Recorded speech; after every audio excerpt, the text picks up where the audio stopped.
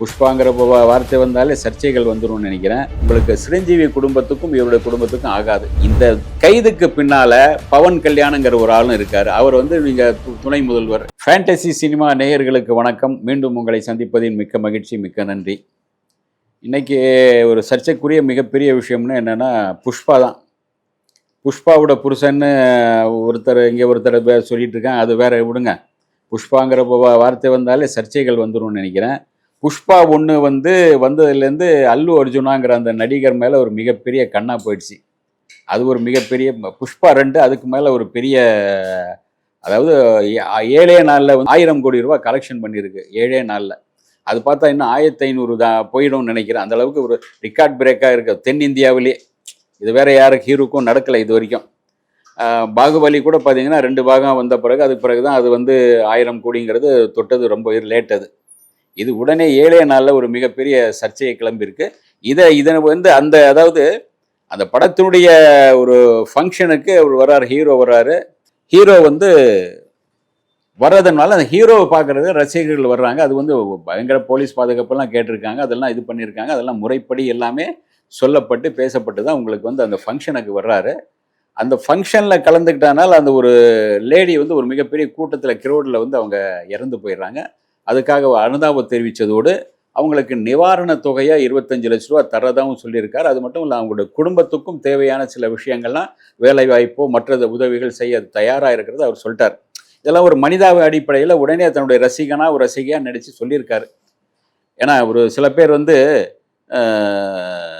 உதாரணமாக சொல்கிறேன், அது பார்த்தீங்கன்னா சில பேர் அதை பற்றி கண்டுக்க மாட்டாங்க. எவன் செத்தா நமக்கு என்ன அப்படின்னு போயிடுவாங்க. ஆனால் அவர் அப்படி இல்லாமல் அவங்களுக்கு 25 லட்ச ரூபா கொடுக்குறதா சொல்லியிருக்காரு.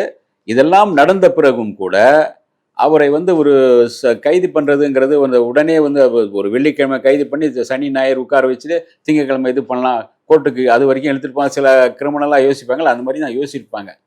இதுக்குள்ளே இருக்கிறது என்ன, ஒரு பெரிய பாலிடிக்ஸ் ஒன்று இருக்குது. 2 ஏறக்குறைய உங்களுக்கு சிரஞ்சீவி குடும்பத்துக்கும் இவருடைய குடும்பத்துக்கும் ஆகாது. அது ஒரு பெரிய சர்ச்சைகள் உள்ளுக்குள்ளே இருக்குது. அந்த ஒரு அதே சமயத்தில் சிரஞ்சீவி மகன் நடிக்கிற பையன் படம் இப்போ வர சூழ்நிலை இருக்குது. அது அடுத்து வரும். இவர் நடித்த ஒரு அதாவது ஒரு மாஸ் ஹீரோ தான், மிக ஸ்டைலிஷான ஒரு ஹீரோ தான், மிகப்பெரிய ஹீரோ தான் இவர். அல்லு அர்ஜுனுக்கு பார்த்தீங்கன்னா தெலுங்கில் இருக்கிற மாஸை விட மலையாளத்தில் அவருக்கு நிறைய ரசிகர்கள் இருக்காங்க. தமிழ்நாட்டில் நிறைய ரசிகர்கள் இருக்காங்க. இந்த புஷ்பா 2 வந்த பிறகு பார்த்தீங்கன்னா அவருக்கு மிகப்பெரிய லெவலில் ஹிந்தியில் ஒரு மிகப்பெரிய கிரேஸ் வந்தாச்சு. ஹிந்தியில் மிகப்பெரிய அளவுக்கு ஒரு வாய்ப்புகள் வர ஆரம்பித்தது பிறகு ஹிந்தியில் இவருடைய ரசிகர்களாக, அதான் ஹிந்தி பெரும்பாலும் ரஜினி போகும் ஹிந்தியில் என்ன பண்ணால் ஒரு செகண்ட் ஹீரோ தான் எடுத்துக்கிட்டாங்க.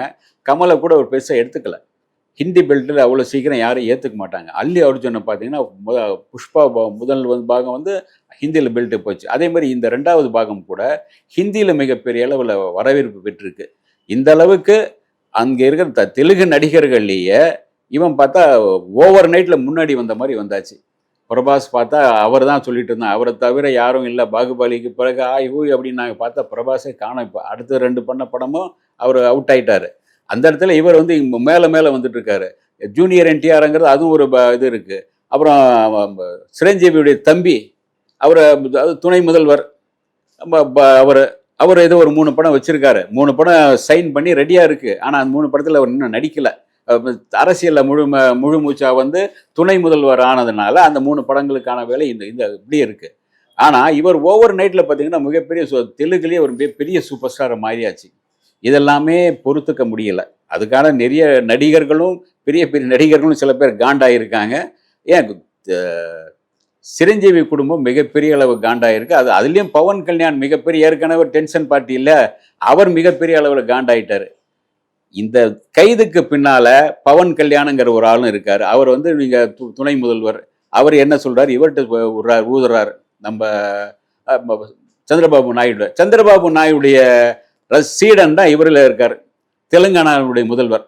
இவர் சொன்னதை என்ன பண்ணுறார், உடனே சட்டம் தன் கடமை செய்யும் அப்படி ஆரம்பிக்கிறாங்க. நம்ம தமிழ்நாட்டில் சொல்லுவாங்கள்ல, சட்டம் தன் கடமை செய்யும். அதே மாதிரி சட்டம் தன் கடமை செய்யும் அப்படின்னு அவரை கூப்பிட்டு உடனே அதாவது வீட்டில் இருக்காரு, நீங்கள் ஒரு இது பண்ணணும், வீட்டில் அவரை இது பண்ணணும். வீட்டில் அவர் ஓடி போக மாட்டார், வீட்டில் இருக்காரு. அவரை போயிட்டு உடனே அரெஸ்ட் பண்ணுறாங்க. அரெஸ்ட் பண்ணி கொண்டு போகிறாங்க. அதுக்குள்ளே உங்களுக்கு அவருக்கு ஒரு ஜாமீன்லாம் கொடுத்தாங்க. ஜாமீன் கொடுத்தாலும் கூட அவர் வெளியே வராத மாதிரி பண்ணுறதுக்கு ஒரு ஐடியா பண்ணிட்டு இருக்காங்க. இது ஒரு பாலிடிக்ஸ். இது அது என்னன்னா, இதுக்குள்ளே இன்னொரு பாலிடிக்ஸ் என்னன்னா, இவர் வந்து அந்த தேர்தல் சமயத்தில் வந்து நீங்கள் பவன் கல்யாணம் ஆதரித்து பேசலை, பவன் கல்யாணம் எதிர்த்தும் பேசலை. அவர் வந்து ஜெகன்மோகன் ரெட்டியுடைய கட்சிக்கு சில பேர் ஆதரிச்சார். அந்த கட்சியை கொஞ்சம் ஆதரித்து பேசினார். இந்த இதெல்லாம் இருக்கு இல்லையா, அந்த காண்டெல்லாம் இருக்கு இல்லையா, ஏறக்குறைய ஜெகன்மோகன் ரெட்டியை வந்து இன்னைக்கு ஒழிக்கணுங்கிற இதில் தான் இவருக்கார் நம்ம சந்திரபாபு நாயுடு. அது இல்லாமல் இருந்தால் தான் அவர் ஃப்ரீயாக இருக்க முடியும். அந்த வகையில் வந்து இவர் என்ன பண்ணுறாருன்னா, ஜெகன்மோகன் ரெட்டியை ஆதரிச்ச இவரை வந்து என்ன பண்ணுறது, இதன்படி ஏதாச்சும் ஒரு பழி வாங்கணும் அப்படிங்கிற முறையில் தான் இவர் பழி வாங்கப்பட்டு இவரை உள்ளே கூட்டு போனாங்க. அதாவது ஒரு தேட்டருக்கு படம் பார்க்க வந்தாங்க. அவங்க வந்து அதில் நெருக்கடியில் விழுந்து அந்த ஒரு நெருக்கத்தில் இதாகிட்டு 4-5 பேர் மயக்கம் போட்டு விழுந்தாங்க. இது வந்து நீங்கள் ஒரு பெண்ணை நீங்கள் வந்து உடனே இவரை செத்து போயிட்டாங்க, கைது பண்ணியிருக்கீங்க. இதே இப்போ மக்கள் கேட்குற கேள்வி என்ன, இதே தமிழ்நாட்டில் நடந்ததில்ல, விஜய் வந்து ஒரு மாநாடு நடத்தினார். அந்த மாநாட்டில் 99 பேர் வந்து மயக்கம் போட்டு விழுந்தாங்க, வெயில் தாங்க முடியாமல். 7 பேர் செத்து போயிட்டாங்க. ஒரு பையன் வந்து திருவாரூர்லேருந்து இன்னும் வரவே இல்லை, தேடிட்டு இருக்காங்க.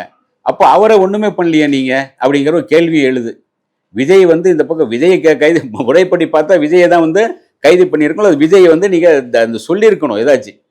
விஜய் அனுதாபம் தெரிவிக்கல, அந்த குடும்பங்களுக்கு இது வரைக்குமே நஷ்டஈடும் தரல. ஆனால் இவர் வந்து ஒரு பெண் இறந்ததுனால 25 லட்ச ரூபா நஷ்டஈடும் கொடுத்துட்டு அவருடைய ஃபேமிலிக்கும் நிறைய உதவுறேன் அப்படின்னு சொல்லியிருக்காரு. அப்படி இருக்கும்போது நீங்கள் அவரை ஏன் கைது செய்ய காரணம், உள்ளே இருக்கிற அந்த அரசியல் தான், பாலிடிக்ஸ். அது தாண்டி வந்து அந்த நடிகர்களை இவன் தாண்டி மேலே வந்தாச்சுல்ல, இவனை மறுபடியும் பின்னாடி இழுக்கணும்ல, அவனுடைய இமேஜை கொஞ்சம் டேமேஜ் பண்ணாதான் கொஞ்சம் பின்னாடி இழுக்க முடியும் அப்படின்னு நினைச்சாங்க. அது பார்த்தா இமேஜ் வேற மாதிரி போயிடுச்சு அவனுக்கு. இவங்க நினைச்சது ஒன்று, ஆனால் அடுத்து பார்த்தீங்கன்னா அந்த படம் இன்னும் கொஞ்சம் வந்து 1000 கோடியில் இருக்குது, 1250 கோடின்னு வந்துடும் நினைக்கிறேன். கொஞ்சம் இறங்கினாலும் கூட அந்த 1250 கோடி வந்தாலே அங்கே ஒரு பெரிய மாஸ் ஹீரோ தானே அவன். தென்னிந்தியாவில் ஒரு மிகப்பெரிய கலெக்ஷன் எடுத்த மிகப்பெரிய ஹீரோ. அந்த வகையில் அங்கே இருக்கிற சிரஞ்சீவி இவங்க எல்லாரையும் ஓரம் கட்டி இவன் முன்னாடி நிற்கிறான். அந்த ஒரு காண்டில் தான் அவரை பிடிச்சி இது பண்ணியிருக்காங்க.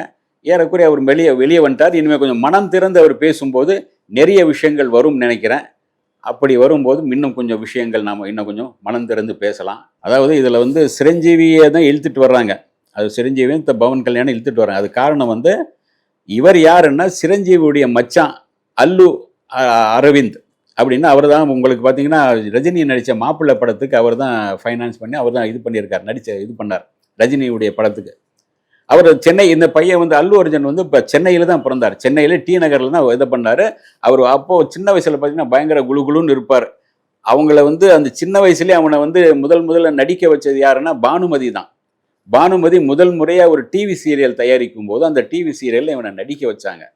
அதுக்கு பிறகு தான் அவனுக்குள்ள அந்த நடிப்புங்கிறது, அதுக்கு பிறகு அவன் படிக்க போயிட்டு அதுக்கு பிறகு தான் அவன் நடிக்க வர்றாரு. அதாவது அந்த ஃபேமிலி குடும்ப சண்டை இருக்கு இல்லையா, அந்த குடும்ப சண்டை இதை வந்திருக்கு. குடும்ப சண்டை கூட அந்த உச்சகட்டம். சில குடும்பங்கள், அதாவது நீங்கள் இன்னும் அங்கேயே பார்த்தீங்கன்னா ஜூனியர் என்டிஆருக்குள்ள பெயர் வந்து அவங்க ஒரிஜினல் இருக்கார் இல்லையா, அதாவது என்டிஆருடைய மகனுக்கு ஒரு முதல் தாரத்து பையன், அவனுக்கு வந்து பெருசியாக மாஸ் இல்லை. அவன் நடித்த ஒரு படம் போகவே இல்லை பெருசாக. ஆனால் ஜூனியர் என்டிஆருக்கு மிகப்பெரிய அளவில் மாஸ். ஆனாலும் கூட ஜூனியர் என்டிஆர் அந்த ஃபேமிலியில் சேர்த்துக்க மாட்டாங்க. அது வேற கதை. இது அந்த மாதிரி அதாவது இந்த குடும்பங்களுக்குள்ள ஒரு பெரிய ஒரு சர்ச்சைகள் நிறைய நடந்துட்டு இருக்கு. குடும்பத்துக்குள்ள பிரச்சனைகள் இருக்கு. இந்த பிரச்சனை சமயத்தில் நீங்கள் ஜூனியர், அதாவது இவருடைய சிரஞ்சீவியுடைய பையன் படமும் வரப்போகுது. அவனை ஓவர் டேக் பண்ண மாதிரி தானே 3R பண்ணாங்களே, RR அப்படின்னு படம். அதுவும் கூட இந்த அளவுக்கு ஒரு கலெக்ஷன் நல்லவே இல்லையே. ஒரு கதை சொன்னாங்க, இது ஒரு சுதந்திர பற்றி ஒரு கதைன்னு கற்பனையாக ஒரு கதை சொன்னாங்க. அதையும் தாண்டி ஒரு மிகப்பெரிய அளவில் இந்த படம் வந்ததுலேருந்து அந்த குடும்பத்திலே ஏற்கனவே இருக்கிற கும்மி அடிச்சிட்டு இருக்காங்களா, அது இன்னும் கொஞ்சம் ஓவராக போச்சு. இவரை எப்படியாவது வந்து இவனை உள்ளே உட்கார வச்சு இவனுடைய மார்க்கெட் வேல்யூ குறைக்கணும்னு பார்த்தாங்க. ஆனால் வேறு மாதிரி போயிட்டுருக்கு. பார்க்கலாம். இன்னும் கொஞ்சம் சுவாரஸ்யமான தகவல்களோடு மீண்டும் உங்களை சந்திப்பேன். நன்றி, வணக்கம்.